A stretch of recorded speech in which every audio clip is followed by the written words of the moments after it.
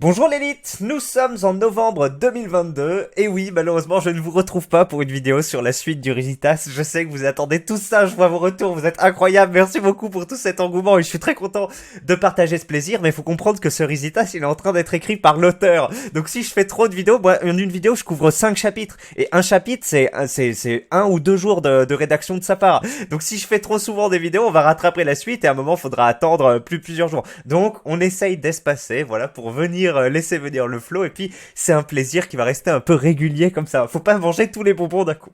Donc bref, on se retrouve non pas pour un bonbon mais pour une affaire un peu plus triste, hein, voilà, enfin choquante, enfin. Qui nous rappelle qu'on est en train un peu de vivre l'effondrement de la France en direct, hein, l'effondrement qui se traduit par plein de choses, hein, démographiquement. Et puis en particulier le système de santé, enfin c'est l'un des trucs qui choque le plus, surtout que la France était connue pour avoir l'un des meilleurs systèmes de santé au monde, autant accessible aux plus pauvres qu'aux plus riches. Puis tout ça se barre en couille pour diverses raisons. Et aujourd'hui, eh ben on a une femme de 77 ans qui meurt de faim à l'hôpital. Oui oui, hein, plus personne ne meurt de faim en France depuis plusieurs années. Vraiment pour mourir de faim faut le faire parce que il y a des soupes populaires, il y a de la distribution de bouffe, etc. Et les gens ont déjà des réserves et avec ces distributions de bouffe, tout le gaspillage, enfin, il n'y a plus personne qui meurt de faim en France à part des exceptions, vraiment et le terme c'est exceptionnel, et ben là c'est cette exception exceptionnelle qui arrive très rarement. Même les SDF ou autres, ils vont mourir de froid, ils vont mourir parce qu'ils vont se sevrer de l'alcool ou trop d'alcool, etc. Ou pour des agressions, mais ils meurent pas de faim, ils meurent plus de faim depuis des années. Enfin j'avais lu un truc, peut-être que ça a changé depuis Macron, mais en tout cas quand j'avais lu un article, je crois de 2019, donc c'était déjà sous Macron, il y avait plus de SDF qui mouraient de faim. Mais là il y en a une qui meurt de faim à l'hôpital. On va voir ça, on va voir pourquoi. Bon c'est pas bien sûr pour un manque de moyens, mais c'est pour un... Enfin si, c'est un manque de moyens, parce qu'à un moment, on sait que voilà, les infirmières, les médecins, etc. Ils sont sous pression. Il y en a pas assez par rapport au flot de patients. Ça génère toute une charge mentale, tout un énervement qui fait que ces milieux c'est comme des poudrières et qu'il y a trop de responsabilités. Tu peux pas faire un suivi efficace des personnes, voilà, des patients. Et donc ça découle d'un manque de moyens. Mais c'est pas parce que l'hôpital a pas, bien sûr, pas assez de nourriture pour filer de la bouffe qu'elle est morte. Non, c'est parce que il y a eu de la négligence de la part du personnel hospitalier et de la part de... Enfin bon, on va pas mettre la faute sur la famille aussi, même si on va en parler un peu, parce que la famille était au courant et faisait des relances auprès du personnel. Bon, on va découvrir l'article en direct. Donc, bon, écoutez, truc assez... sujet assez choquant qui a fait 33 pages sur le forum. On va lire ça, bien sûr l'article détaillé et puis il y a une petite entretien sur BFM donc de 20 secondes, on va peut-être le passer en plusieurs fois ou juste passer le début avec je crois les 2 enfants de la femme qui est morte qui vont un peu s'exprimer sur l'affaire. Écoutez, je vous envoie le générique, on se retrouve dans 20 secondes l'élite. Petit sujet à l'ancienne, bien sûr sponsorisé par les Chouffins, merci encore à eux. Hein, on salue Bob Lennon, le JDG, qui est plus acariâtre que jamais. et on se retrouve, allez, juste après le générique. Ah, ça me fait du bien de vous voir. Je vous vois pas, de vous parler plutôt.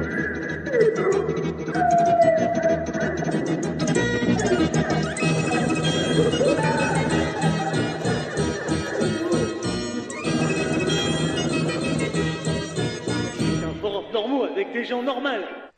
Voilà, d'ailleurs, si vous vous posez la question qu'est-ce qu'il y a dans ce breuvage, il y a du thé vert, alors relativement peu, parce que comme ça t'en mets moins, puis ce qui donne surtout le goût, c'est le curcuma et la couleur, hein, vous mettez un peu de curcuma, ça colore énormément. En orange, en jaune, enfin voilà. Et je mets du poivre aussi parce que apparemment les principes actifs du curcuma, la curcumine, se marient très bien au poivre et aussi très bien aux lipides. Donc en gros, si vous faites par exemple mettez du curcuma sur un plat, faut aussi mettre avec de l'huile et du poivre, comme ça vous aurez tous les effets positifs démultipliés. Mais bon, là je vais pas mettre de l'huile dans mon thé, donc voilà, vous voyez il y a tout un dépôt en bas, et ça c'est du poivre moulu avec du curcuma. Puis à la fin je bois, voilà, j'infuse plusieurs fois bien sûr. Hein. Là c'est le premier jet, donc il est très corsé, mais normalement j'infuse 3 fois. Voilà. Et je vous invite à faire de même. Après, bon, c'est vrai, moi c'est du curcuma et du poivre du Cambodge, ça coûte vraiment peu cher là-bas, donc on en ramène en forte quantité. Acheter en France, c'est bien sûr pas le même prix. Après, j'en ai... Ah non, je peux pas non plus en donner ou en vendre à tous les abonnés. Mais si vous passez à la box, écoutez, je peux vous donner un peu de poivre ou de... non plus de curcuma, j'ai tout terminé. Allez! Donc, l'affaire Mazur nous dit: ils interdisent à une femme de manger car elle doit rester à jeun pour son opération, sauf qu'ils s'en battent les couilles et reportent l'opération pendant 3 jours sans la nourrir et en lui interdisant de manger. Résultat, elle meurt. Donc incompréhensible, hein. Enfin incompréhensible, compréhensible parce que vous savez qu'avant une opération, pour que comment ça s'appelle, l'anesthésie fonctionne et pour, enfin ou en tout cas pour éviter des complications, j'imagine, tu dois être à jeun, hein, ça c'est connu. Plus d'ailleurs, plus tu fais une grosse anesthésie parce qu'il y a anesthésie locale, t'as juste à pas manger pendant quelques heures. Anesthésie générale, là tu dois pas manger pendant une plus grosse période de temps. Et donc ils ont fait ça, ils ont dit bon écoutez, ça va peut-être être une anesthésie générale. Enfin excusez-moi, pourquoi je rigole, enfin c'est pas drôle, normal, mais c'est tellement débile, enfin bref. Donc, putain, anesthésie générale, mangez pas pendant 12 heures. Ils ont reporté 3 fois le truc. À chaque fois, ils ont dit non, non, on mange pas. Il y a les parents au bout du fil qui appellent, qui disent mais attendez, enfin, elle doit manger quand même. Les mecs, tu sais, il y a un manque de communication ou autre. Et finalement, elle meurt de faim. Mais attends, mais ce que je viens de me dire, c'est pas parce que tu restes à jeun pendant 3 jours que tu meurs. Normalement, à part si t'es anorexique ou autre, normalement t'as des réserves. On m'a toujours dit, tu meurs de faim au bout de X jours. Ah, mais peut-être que c'est du coup pas d'eau. Parce que sans eau, tu meurs au bout de quelques jours, effectivement. Donc peut-être que les mecs ont même pas donné de l'eau. On va voir ça. Mais ouais, c'est vrai que j'ai jamais été à l'hôpital allongé, mais genre t'as même pas de truc pour te servir de l'eau à côté. Tu dois appeler quelqu'un pour t'apporter de l'eau. Attends, c'est pas normal. Enfin, je sais pas. Après, allez, continue. Tu peux pas mettre effectivement des robinets aux patients, au chevet de chacun. Donc une patiente de 77 ans est morte en août dernier à l'hôpital de Dijon. En fait, ça remonte à août, hein, et ça ressort que maintenant. Celle-ci devait rester à jeun pour une opération du péroné qui n'a eu de cesse d'être repoussée. Selon la famille de la septuagénaire, la victime est morte de faim à l'hôpital. C'est un véritable drame qui s'est noué en août dernier dans les travées du centre hospitalier de Dijon. Une femme de 77 ans a été déclarée morte suite à ce qui pourrait être un acte de négligence de la part de l'établissement hospitalier. C'est en tout cas ce que dénonce la famille de la défunte qui a récemment déposé plainte pour maltraitance. Celle-ci affirme que la septuagénaire a été laissée dans sa chambre sans être nourrie pendant plusieurs jours avant de tomber dans le coma et de décéder le 31 août dernier. Selon les informations du bien public, une enquête a été ouverte par le parquet de Dijon. Une autopsie a par ailleurs été réalisée pour essayer de comprendre les circonstances du décès de cette patiente. Une opération sans cesse reportée. Toujours selon nos confrères, la septuagénaire avait été prise en charge au CHU pour soigner une fracture du péroné. Est-ce que vous savez ce que c'est le péroné? Je l'ai appris, mais je m'en souviens plus. Os long et mince qui forme avec le tibia l'ossature de la jambe. Ah oui, c'est vrai, il y a le tibia au-dessus et le péroné en dessous. Ouais. Les professionnels de santé ont insisté sur la nécessité pour elle de rester à jeun pour cette opération. Un panneau précisant cette information avait été apposé à l'entrée de la chambre. Jugée non prioritaire par les soignants, l'opération médicale a dû être reportée à plusieurs reprises. Elle ne s'est donc pas alimentée pendant plusieurs jours selon la plainte de la famille. Par ailleurs, selon nos confrères de France 3 Bourgogne-Franche-Comté, la patiente se serait plainte de son traitement au téléphone auprès de sa fille à plusieurs reprises avant de décéder. Pour l'heure, le CHU de Dijon n'a pas pris la parole sur cette affaire. Écoutez, on n'a pas plus de contexte là-dessus. Et l'affaire Mazur qui dit beau travail, effectivement. Comment est-ce que ça peut arriver? Après, ouais, est-ce que tu peux suivre ça sur des ordinateurs ben non, enfin, tu sais, des espèces de logiciels de gestion qui gèrent l'hôpital, qui te disent dans quelle salle, etc. J'imagine que ça doit exister, mais je sais pas si c'est le cas à Dijon. Puis vous imaginez devoir un peu suivre les actualisations automatiques, c'est-à-dire que tu dois les pointer sur le système, que tu dois les consulter, etc. C'est peut-être pas la meilleure manière de faire. Puis en plus, même avec ce système, il y aurait des négligences. Donc, en fait, il n'y a pas comment ça s'appelle, de risque zéro. C'est en fait, ce que je suis en train de me dire, c'est est-ce qu'il est possible vraiment d'éviter cette situation en automatisant un peu les processus et tout? Je pense que non. Et même en ayant beaucoup de comment ça s'appelle, d'employés, finalement, il y a une dilution de la responsabilité derrière. Alors après, il y a dilution de la responsabilité et dilution de la responsabilité. Si tu as beaucoup d'employés, ce qui te permet que une infirmière, elle suit que 2 ou 3 patients et du coup, voilà, elle est impliquée, etc. Là, t'as pas de dilution. Donc non, en fait, c'est une connerie. Effectivement, c'est juste un manque de moyens. Enfin, et aussi de négligence de la part du personnel hospitalier. Enfin, bien sûr, même si voilà, elles sont débordées ou autre à un moment. Je sais pas, la femme, elle se plaint autre. Après, moi, je connais ma grand-mère, par exemple. Enfin, elle va quand même se plaindre si elle a pas bouffé pendant ce jour. Mais voilà, la fameuse génération silencieuse. D'ailleurs, là, 77 ans, c'est pas génération silencieuse. Hein. Mais c'est pas boomer non plus. Bah si, c'est génération silencieuse. En fait, c'est la fin de la génération silencieuse. Donc bon, comme vous savez, hein, avant les fameux boomers, il y avait ces personnes qui ont plus ou moins connu la guerre. Après, si elle a 77 ans, ça veut dire qu'elle est née en 45 pile. Donc elle n'a pas vraiment connu la guerre. Elle est née vraiment dans l'après-guerre et tout. Donc c'est vraiment le début du... Elle est mi-boomeuse, mi-génération silencieuse. On sait rien. En tout cas, on sait qu'il y a une partie, moi, ma grand-mère par exemple, qui va beaucoup moins se plaindre. Après, ça dépend. Il y a certains trucs, elle peut se plaindre, mais voilà, sur certains aspects, ils vont moins être revendicatifs et ils veulent pas trop déranger ou autre. Et peut-être que là, ben, elle est à l'hôpital. En plus, on sait jamais, comme il y a la position médicale un peu supérieure de la part de ce corps infirmier, les personnes vont les croire et leur prêter vraiment un statut, surtout à l'ancienne. Tu sais, tu vas prêter un statut aux pharmaciens, aux professeurs, à plein de choses. Tu vas pas le remettre en question, tu vois, parfois jusqu'à l'absurde, parfois jusqu'à ça, et du coup tu vas pas oser. Et en plus, enfin on a vu des reportages avec, alors c'était plus dans des EHPAD que dans des hôpitaux avec des infirmières où elles sont très, comment dire, directives et oppressantes avec leurs patients. Enfin vraiment, il y avait un vieux qui était là, qui mettait du temps, et la meuf, elle disait allez, allez, dépêche-toi, etc. Enfin genre, elle lui parlait comme une racaille parle à sa victime, tu vois. Et j'ai déjà vu des cas comme ça, même de mes yeux, avec, enfin, de personnel hospitalier, tu dis oh, c'est quoi le délire là. D'ailleurs, c'est plutôt un certain sociotype qui fait ça qu'un autre, mais enfin bon, et pas que, mais il faudrait voir le profil des gens qui. Enfin bon, après, voilà, t'as pas trop le droit de faire des études là-dessus, mais il y a vraiment ce cas-là avec des personnes, je sais pas comment elles sont formées ou autre, mais elles parlent, enfin, elles ont pas le temps, enfin, ça découle un peu du manque de budget, mais ça découle aussi d'un Schadenfreude intérieur, enfin, d'une volonté d'appliquer sa volonté de puissance. Donc, au départ, t'es une merde, hein, c'est comme les policiers ou autres, oui, manque de moyens, etc., mais à un moment, c'est toi qui choisis de faire un croche-patte à une meuf qu'on a poussée, et la meuf a failli tomber sur ça s'appelle une bite, hein, donc les fameux poteaux là. Donc là, oui, d'accord, la condition policier est dure, etc. Mais là, foutre un croche-patte, non, t'es juste un enculé. Mais là, c'est pareil. Tu manques de moyens, etc. Mais c'est compréhensible. L'occasion fait le larron. S'il y avait peut-être pas toute cette tension, cette haine, etc., ce serait pas développé. La même chose pour les racailles, la même chose pour comment ils s'appellent, les incels misogynes, etc. Bon, bref, et les deux trucs s'alimentent. Il y a une part de haine de fait d'être dans foiré, et il y a une part de contrainte externe aussi qui augmente cette charge mentale, cette volonté d'affirmer sa volonté de puissance en nuisant aux autres. Bref. Où est-ce qu'on en était Donc oui, sujet vaste. La compétence enfin c'est pas vraiment de la compétence, mais c'est le fait de ça. Ils sont complètement stupides ou juste inhumains.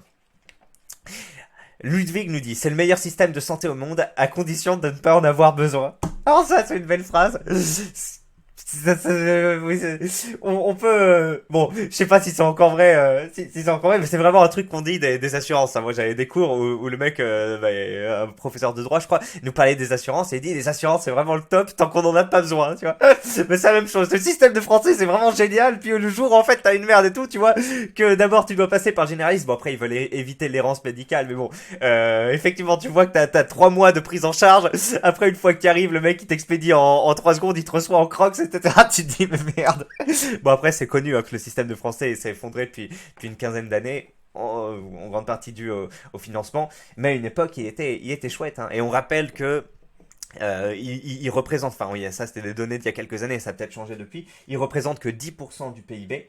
Alors qu'aux États-Unis, il représente 15% et il est beaucoup plus libéralisé. En plus, les pauvres vont moins souscrire à des assurances ou des mutuelles et ils vont plus facilement se faire baiser la gueule. Mais après, c'est un peu de leur faute de pas payer, mais en tout cas, ça arrive plus souvent. Il y a plus de drames qu'en France à cause de ça.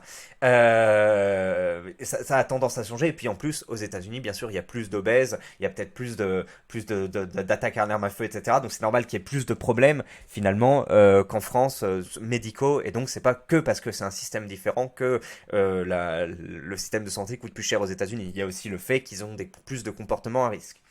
Voilà. Tiers mondaine. Bordel, combien d'années de cotisation sociale pour finir par mourir de faim à l'hôpital? Et oui, en plus, on sait pas si elle a travaillé ou autre.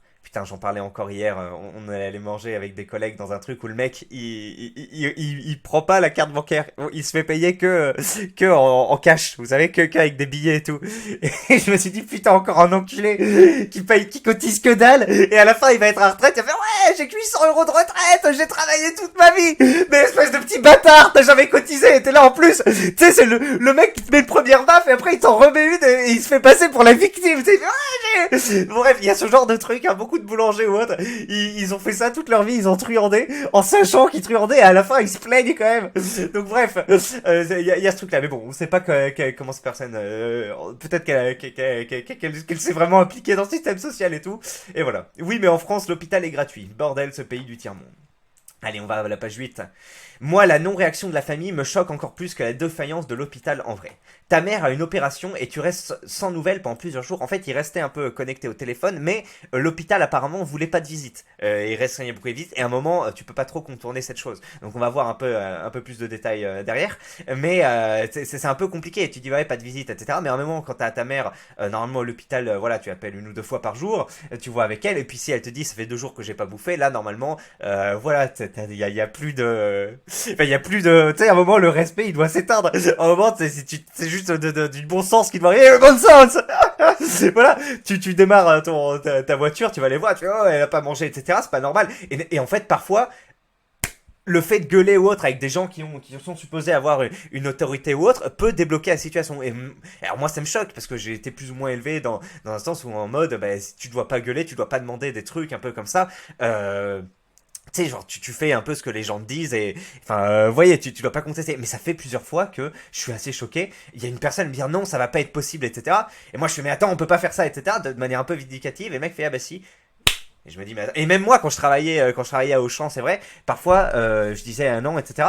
Et je parlais pas d'un ton péremptoire, jamais trop, mais j'étais en mode, non, on va pas pouvoir faire ça. Et la personne derrière, parfois en forçant, eh ben, tu te disais, ah oui, c'est vrai, on peut faire ce truc. Donc, voilà, et parfois le fait de forcer marche, alors pas tout le temps. Et moi, j'étais un peu élevé vraiment dans le consentement, etc. Et ça fait partie, je trouve, enfin, c'est dans la même lignée, quoi. Si tu consentes, si tu cherches à recueillir le consentement pour certains actes, ça marche aussi. Bon, je m'éloigne un peu du sujet, mais ça marche aussi dans ce truc-là. Et donc je suis en mode, ah, ok, une fois que non, c'est non, en gros. Et donc dans certains rapports, on va dire commerciaux, c'est un peu le cas aussi. Mais en fait, non, parfois en forçant ou autre. Alors là, j'ai pas trop d'exemples. Mais je sais qu'une fois ou deux, j'ai été étonné. La personne me... Bah tiens, par exemple, ça m'est arrivé au Noctambus, là, il y a pas longtemps. Donc, en fait, vous savez, quand vous ratez vos derniers métros ou RER sur Paris, après, vous devez prendre des bus qui partent une fois toutes les heures pour rejoindre votre ville. Et alors, ça dépend. Parfois, ces bus sont relativement vides et tu vas rentrer avec des clochards ou des mecs bizarres, détraqués ou autres. Et c'est assez connu que c'est assez glauque l'ambiance dans ce truc-là. Et parfois, moi, ça m'est arrivé... bon, ça dépend à l'heure à laquelle tu rentres. Bon, je crois que c'était 2 heures, donc le premier Noctambus, et donc il y avait pas mal de monde. C'était des gens voilà qui étaient sortis un peu trop tard. Là, il était bondé en fait, et il y avait plus assez de place. Tout le monde essaye de rentrer dans ce putain de Noctambule. Il y avait beaucoup de queues, il y avait du chaos, voilà. Et moi, à un moment, je laisse passer une famille. Genre, alors que je pouvais passer, je laisse passer une famille de genre, je sais pas, 5 6 personnes, parce que, je sais pas, il y avait des enfants, quoi. Et je crois qu'il y avait une femme aussi avec une béquille ou autre. Enfin bref, j'ai laissé passer quelques personnes. Et au moment où je veux monter, la personne, en gros, il y avait une conductrice, enfin un conducteur et une meuf avec un calepin, je sais pas quoi, qui aide un peu à coordonner. Et elle dit non, non, c'est mort, on peut plus prendre de personnes et tout. Et je dis, mais je peux pas rentrer. Elle dit non, je dis putain, mais je viens de laisser passer plein de personnes et je me fais refouler, j'étais un peu énervé. Elle me dit bon allez, vous pouvez monter. Mais alors, en fait, vraiment, elle avait raison parce que quand je suis monté après, j'étais vraiment au niveau des portes électriques comme ça, tu sais, donc la joie de vivre à Paris, n'est-ce pas, de bénéficier de ce fantastique quand ça s'appelle système de déplacement. D'ailleurs, moi je trouve pas ça normal que ça s'arrête pendant la nuit. Après, ils ont peut-être besoin de faire des maintenances ou autre. Il y a peut-être une raison, mais putain, payer un mec qui tourne la nuit juste un RER toutes les heures, c'est bon, c'est pas. Enfin, mais bon, il y a peut-être des raisons, hein, il y a sûrement des raisons de réparation. Bon, bref. Mais quand il n'y a pas de réparation, tu sais, ça pourrait être géré électroniquement. On dit bon, il n'y a pas de réparation, hop, on en fait tourner un toutes les heures. Ça évite de prendre le noctilien ou que sais-je. D'ailleurs, Non, parce que je me dis, pour conduire à RER, faut la même chose que pour conduire à Noctilien, faut une personne. Et en fait, non, parce qu'il faut des aiguilleurs aussi. Ben ouais. Et donc, le fait de forcer, vous avez vu, m'a débloqué cette situation. Mais là, c'est pareil. Alors, sauf que là, en plus, ça touche à la vie d'une personne. Donc, normalement, tu vas te sentir plus légitime pour forcer, même si t'as des gens de l'Institut médical qui haussent le ton avec toi, etc. À un moment, tu dis, attendez, elle a pas bouffé depuis 2 jours, vous trouvez pas ça normal, etc. Faut être les pieds sur terre, normalement ça passe. Après, on sait, il y a des gens complètement débiles, hein, surtout les standardistes, etc. Obtus, ils sont très contents d'avoir ce pouvoir sur le monde de dire non, visite interdite, etc. Les standardistes dans les commissariats aussi vont jouir comme ça de vous dire mais non, on va pas prendre votre plainte, vous avez pas le droit de filmer la voie publique, des conneries comme ça. Parfois, ils inventent des lois, ils sont juste contents de vous descendre comme ça. Enfin, c'est des petites merdes et ce stand-là. Je connais ça aussi dans les accueils d'entreprise. Hein. Vous arrivez au standard. Bon bref, je vais pas m'étendre, mais si vous travaillez, vous voyez sans doute ce genre de PNJ à l'entrée qui vous casse les couilles. Donc bref, à un moment, si ça gueule et si c'est des raisons, mais même t'en fous en fait, ta mère elle a pas bouffé, tu ramènes à manger, tu forces la barrière de sécurité. Normalement, au moment ça part. Mais bon, on est dans une génération effectivement où les filles, les enfants de la génération sacrifiée vont être des boomers. Et on sait que les boomers, voilà, prendre soin de leurs aînés. Ouais, bof, non, pas trop, là je dois partir dans une croisière, etc. Écoute, maman, on va te payer les pads, ça va être cool. Et prendre soin de leur génération future. Ouais, bon, écoute, je vais peut-être chercher Timothée une fois toutes les 2 semaines à la fin du cours de taekwondo, mais faut pas pousser non plus, faut pas pousser. Bon, d'accord, ben écoute, maman boumeuse, tu finiras les pads aussi. Merci de m'avoir aidé, c'est très sympa. Merci de m'avoir supporté pour essayer de m'émanciper financièrement et de pas avoir tout investi dans des putains de voyages ou autre. Non, non, ils font ça. Merci, génération boomer, génération moi. Bon, bref, là, je dis caricature, j'en sais rien si les enfants sont comme ça ou autre, mais bon, je trouve qu'il y a quand même des tendances dans l'égoïsme et le fait de moins se prendre soin des générations passées ou futures de la part de nos putains de boomers. Allez, sachant qu'elle a appelé sa fille plusieurs fois pour lui dire qu'on lui a pas donné à manger. Enfin, je sais pas. Ta mère t'appelle 3, 4, 5 fois pour te dire qu'elle a rien bouffé depuis 3 jours et toi t'as pas la présence d'esprit d'aller à l'hôpital pour voir ce qui se passe, pour faire en sorte qu'on la laisse pas crever. Les gens parlent de tiers-mondisation, mais dans un pays du tiers-monde, la famille ne serait jamais restée impassible pendant que leur mère crève. Bien joué. En fait, on a... Putain, j'avais pas pensé. J'avais pas pensé. Alors qu'en plus, quand au moment où je parlais de ma famille et tout, je pense toujours, vous savez, en arrière-plan, à mon exemple cambodgien, à ma femme, où vraiment les rapports entre les générations sont beaucoup plus soudés, beaucoup moins égoïstes que là. Bon, après, ça, il y a aussi une privation de liberté, une privation de... Voilà, les boomers, ils ont leur liberté et ils ont choisi ça. Donc, bon, il y a avantages et inconvénients. Mais il y a ce truc-là. Et c'est vrai que, enfin, à l'hôpital, voilà, tu veux... Il a tout résumé. Même, en fait, on a à la fois les mauvais côtés du tiers-monde, avec les agressions, les vols, etc. Même si c'est bon, la dégradation, la propreté qui part en couille, même si c'est bon, voilà, pas le Bangladesh ou autre. On commence à avoir les mauvais côtés, et en plus on n'a pas les bons côtés, l'entraide, le sentiment de communauté quand il y a des gens des étrangers qui commencent à agresser. Enfin, dans la plupart des pays du tiers-monde, si t'as des étrangers comme ça qui parlent une autre langue, qui commencent à agresser des gens alors que ils sont en infériorité numérique, à part s'ils sont vraiment très vindicatifs, armés ou que sais-je. Normalement, le côté communautaire des pays en voie de développement ou du tiers-monde fait que, ben, après, tu vas l'arrêter. Mais que ce soit en Chine, que ce soit au Cambodge, que ce soit au Sénégal, que ce soit partout, tu sais, t'as une espèce de conscience du pays, voilà. Parce que, genre, enfin, j'en sais rien. Mais la France, c'est le modèle à la fois contrasocial et à la fois on apporte le tiers-monde et ça fait tout un bordel où, effectivement, on se retrouve dans une espèce de pays développé de Schrödinger, en fait, qui est à la fois développé et à la fois pas développé, et on assiste à ce genre de conneries. Bon, bref. Dans l'histoire de l'humanité, les nations ont toujours été à leur prime et à leur plus bas, c'est cyclique. On est dans une phase où la France va à son plus bas, c'est comme ça tombe sur nous. Ce qui est inédit, c'est la vitesse incroyable de la chute. Habituellement, ça prend des dizaines, voire des centaines d'années. Ici, en l'espace de 20-30 ans, on est passé d'un des pays les plus riches et sûrs au monde à un shithole où tu te fais racketter par l'État. Tu as limite plus de chances de crever en rentrant à l'hôpital qu'en n'y allant pas, et où on remet des rioleurs multirécidivistes en liberté totale sans problème. Et ne parlons même pas de la politique nazitaire. Pour rien en plus. Les fameux médecins éclairés sans qui on n'est rien. C'est probablement une anti-vax morte du Covid. Ah oui, après tu le mets en plus pour gonfler les statistiques. Tiens, je vous avais dit qu'on allait passer un petit extrait, alors je vous passe juste au début. Écoutez bien ce que va dire enfin bref. Un peu de colère quand même, parce que c'est vrai qu'elle nous appelait tous les jours pour nous dire j'ai soif, j'ai faim, on me donne rien à manger, on me donne. Voilà, un peu de colère de la part de nos enfants, enfin des enfants de Claudette, hein. D'ailleurs, j'ai pas dit le nom de la mort, il était pas marqué dans les précédents échanges, mais là il est. Et oui, effectivement, j'ai vu quelques personnes retweeter, etc., en mode un peu de colère, mais attends, ils ont pas nourri ta mère et t'ont apparemment empêché d'aller la voir, etc. Normalement, c'est pas de la colère, normalement, tu pètes un câble. Et en plus, le pire, c'est qu'il y a un responsable, c'est que ce soit le médecin en charge, que ce soit l'infirmière bas du front qui réfléchit à rien. Et le problème, c'est que bas du front, c'est que c'est en train de devenir fin. Enfin, nous, avec ma femme, au moment de faire la troisième dose, je crois, ou je sais plus, on était à une pharmacie où il y avait des infirmières devant, et les meufs, elles savaient pas faire. Enfin, on leur a dit, bah tiens, on a acheté les trucs, vous pouvez peut-être nous faire ça. Et enfin, elles étaient en mode, ah, mais non, tu sais, genre, je sais pas faire je sais pas faire la piqûre, etc. Et c'était pas en mode, non, non, on n'a pas la responsabilité, tu vois. Bon, après, c'était deux, comment dire, je vais pas en dire plus, mais bon. Je vais pas en dire plus, mais je vous laisse un peu imaginer. Voilà, on était en région parisienne et c'était des personnes de la vingtaine d'années.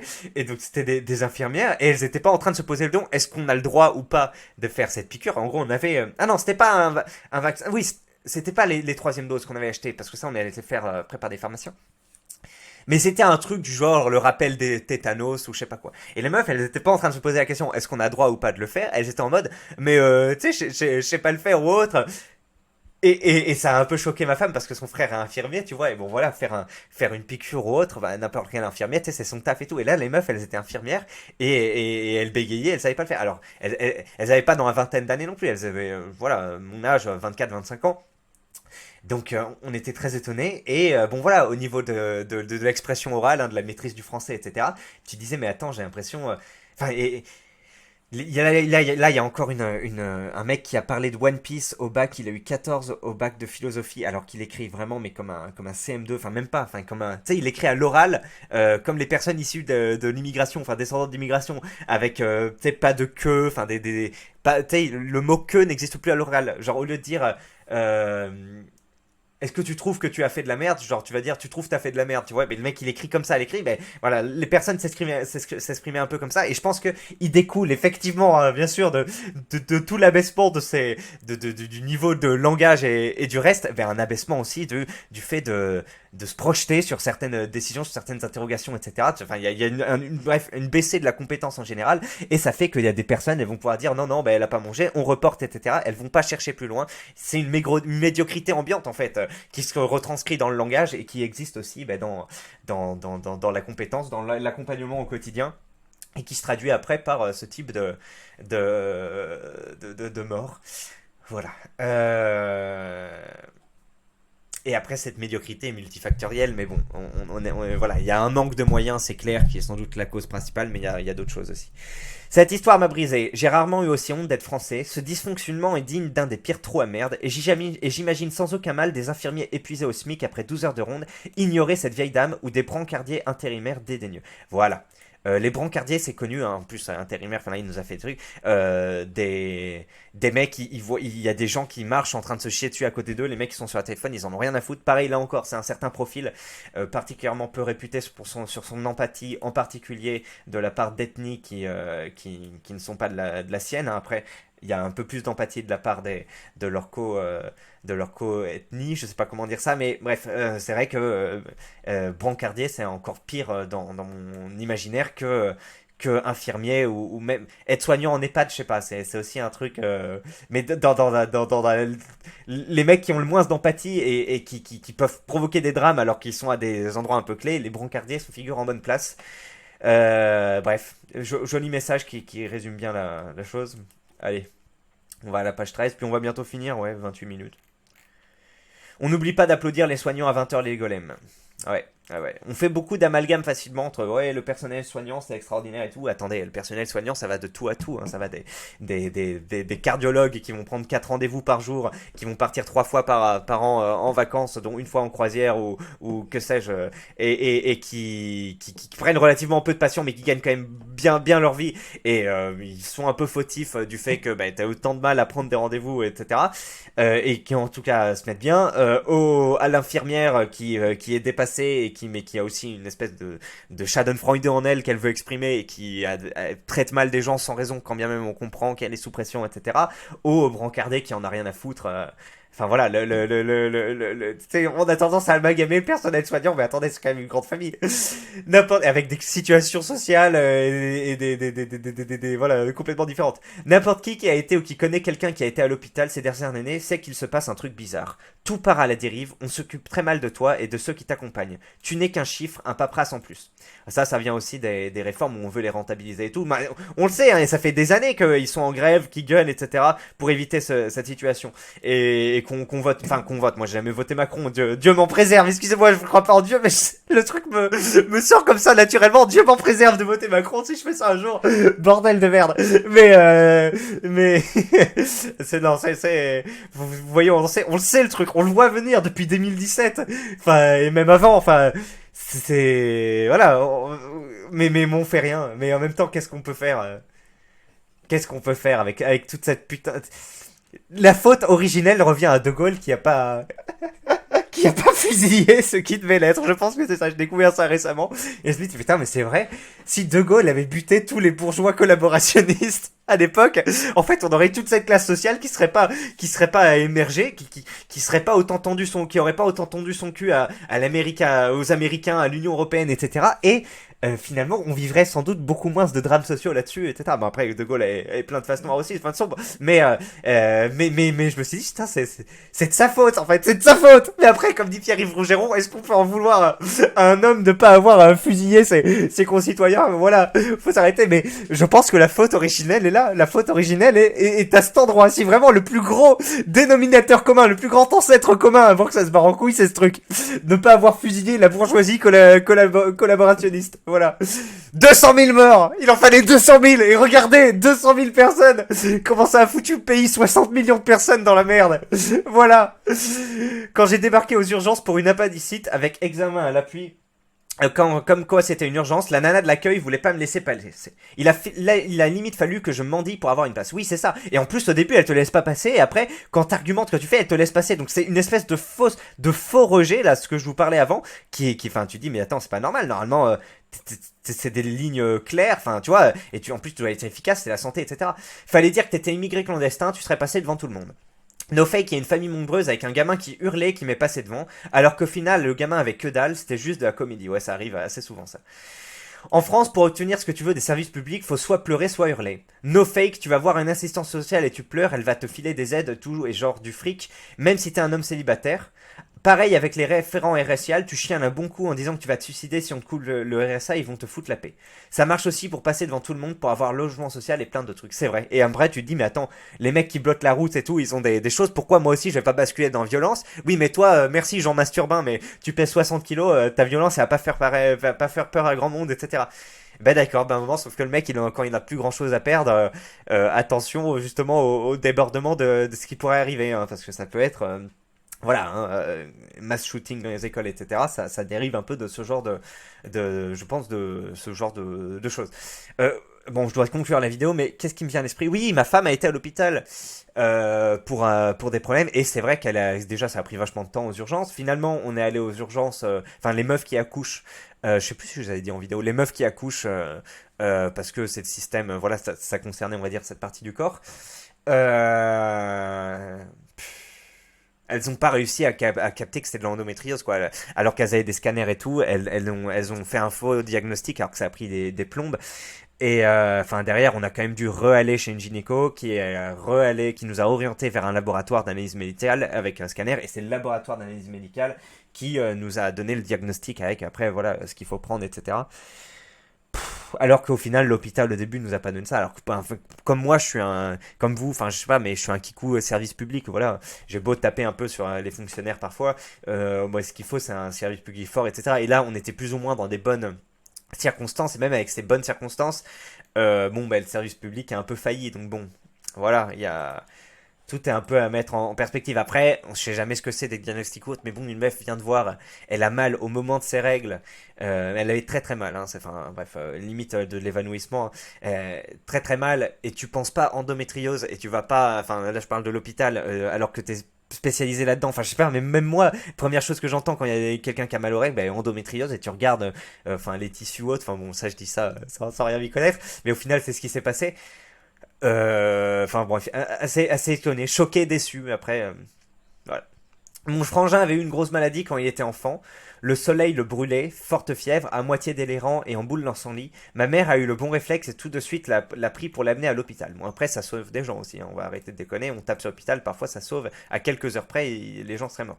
Elle déboule au milieu du péage des urgences et demande au type de l'accueil d'ouvrir. Le type est dans une cabine à côté, voit que mon frère est en train de crever et dit: Non, madame, c'est pour les urgences. Vous devez aller faire le tour pour vous garer au parking et aller à l'accueil. Il m'est arrivé exactement la même chose. Le mec voulait pas laisser rentrer par la truc, il a dit: Vous faites le tour et tout, alors que ma femme était en fauteuil roulant comme ça. Donc on a dû faire le tour, perdre 3 minutes. Bon, voilà, les mecs sont contents d'exprimer leur putain de trucs. Bon, j'ai gueulé quand même, hein, parce que le mec en plus c'était un gars de la sécurité. Voilà, mais en même temps je comprends, parce que juste après, 20 minutes plus tard, il y avait des mecs bourrés, etc. Donc bref, c'était assez chiant pour lui. Et je me dis, je suis pas là pour gueuler, mais à un moment, quand ça touche à la santé et que t'es là, t'es face à l'administration froide et tout, tu sens un peu de tes gonds. Ma mère rentre en furie, lui réexplique le truc. Ça se voyait que mon frère était pas bien du coup, et le mec refuse de nouveau. Donc elle a dû faire le tour, aller au parking normal, puis prendre mon frère dans les bras, il ne pouvait plus marcher, et courir jusqu'à l'accueil. Là-dessus, les infirmières ont été cool, et lorsqu'ils les ont vus, ils ont tout de suite pris en charge mon frère. Bref, ce pavé pour dire qu'il y a des gros cons au service hospitalier. Tout ça à cause des procédures de merde. Le type ne faisait sûrement que les appliquer. J'espère que mon frère s'est totalement remis. Voilà. Alors j'en arrive à là, c'est vrai, c'est sans doute des procédures, et sans doute qu'il y a eu des problèmes parce que les gens ne respectaient pas les procédures, qui s'est fait niquer, comme moi au moment où on rentrait avec ma femme, et qu'après bah, le mec se fait taper dessus ou peut perdre son job ou que sais-je si les gens respectent pas les procédures. Donc il y a tout un système de merde comme ça. C'est pas la faute de l'individu, et c'est pour ça qu'il faut pas gueuler. Enfin, faut réfléchir à engueuler. Enfin, même un moment quand ça touche à la santé comme ça, et que tu te dis putain, s'il faut, c'est une question de minutes. Euh, Bah voilà, on comprend que tu t'énerves particulièrement. Oui, il devait sûrement laisser passer que les pompiers, les ambulances et pas les particuliers. Reste qu'au bout d'un moment, il y a la théorie et la pratique. Ça remonte à la fin des années 90, donc vous voyez, ça date déjà il y a plus de 20 ans. Et donc c'est pas forcément qu'un phénomène récent comme on le montre, hein. Bon, ça fait penser un peu à l'administration, le laisser passer à 38 d'Astérix. Quand j'avais 5-6 ans, donc je me souviens plus trop après, mais oui, il s'en est remis. Je me souviens juste de le voir dans la chambre en boule délirant, le voyage plus l'accrochage avec le mec de l'accueil, et après je me souviens plus de rien. Mais bon, au final, ça s'est bien passé. Bon ben voilà. Écoutez, on en a terminé avec cette vidéo. Donc la mère se plaint à sa fille par téléphone qu'on l'affame et la fille ne fait absolument rien. Voilà l'Occident dans toute sa splendeur. Faire la pute sur les réseaux sociaux, ça connaît. Prendre soin de ses vieux, non trop de kilomètres à faire, j'ai pas le temps. Bon après, je sais pas si vraiment c'est la catégorie d'âge qui parle sur les réseaux sociaux ou autre. Après, si c'est la meuf est une boomeuse, elle parle sans doute pas mal sur Facebook. Donc bref. Et puis elle fait pas sa pute. Ouais, le mec amalgame quand même plusieurs générations. Mais oui, il y a quand même ce sujet qu'à un moment quand tu parles à ta mère qui dit j'ai rien bouffé depuis 2 jours, enfin je sais pas, c'est un acte naturel, tu agis. Après on sait pas, hein. Voilà, moi, ma mère, elle est en région parisienne, ma grand-mère, elle est à Chambéry, donc à un moment, même si, enfin bon, quand c'est une question de vie ou de mort, tu prends un train ou un truc, je sais, mais bon, quand c'est le boulot, etc. Ça, vous voyez, si t'es loin géographiquement, même si, et après t'appelles l'hôpital, tu te fais bouler, enfin c'est le bordel. Après, elle aurait de la famille, si la situation se passe comme ça, elle a de la famille en Savoie, elle va téléphoner à sa famille en Savoie, la famille en Savoie va y aller, mais bon, il y a un sujet quand même. Allez, on termine là sur cette vidéo, hein, effondrement des services publics, petit égoïsme, ou en tout cas manque de franchissement de la part de la famille, et bah, un peu le cadre des procédures strictes, c'est le fait qu'on peut parfois les contourner en gueulant ou en pleurant, enfin ce qui a été dit, parfois pas, en tout cas parfois ça coûte rien d'essayer, on a beau se dire bah non je vais pas essayer, bah parfois si, le fait d'essayer te permet de, voilà, moi si j'avais pas essayé de passer au moment de mon bus, mais j'aurais attendu 1 heure de plus, bon, bah là j'ai essayé, j'étais un peu véhément et ça a marché. alors que de base je me dis bah non, ça va pas marcher, tu sais, genre pareil, bon non attendez, c'est bon, il y a assez d'anecdotes, 36 minutes de vidéo, presque 40. Allez, je vous souhaite une excellente journée les clés, merci d'avoir vu cette vidéo, dites-moi si vous êtes resté à la fin, ce serait très sympa, et bah voilà, mettez votre j'aime si vous l'avez pas mis, puis on se retrouve bientôt pour la suite du Risitas, bien sûr, c'est ce que vous attendez tous. Allez, merci l'élite, ciao, je vous aime, bye, et bonne journée.